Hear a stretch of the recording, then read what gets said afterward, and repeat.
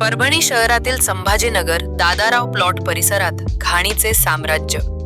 Sambhajinagar Dadarao plot परिसरातील कस्तुरबा गांधी मुलींचे विद्यालय, दिव्यांग पुनर्वसन केंद्र व तसेच स्टेट बँक ऑफ इंडियाचे ग्रामीण प्रशिक्षण केंद्र या भागातील मेन रोड लगत कचऱ्याची ढीग साचले असून त्याची दुर्गंधी सर्व दूर पसरली आहे.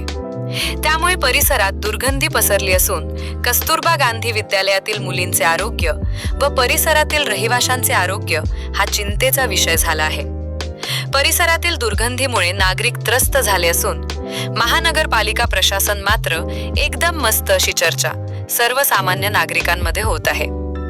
महानगरपालिकेचा स्वच्छता विभाग याकडे लक्ष देईल काय का नाही असा प्रश्न उपस्थित होत आहे.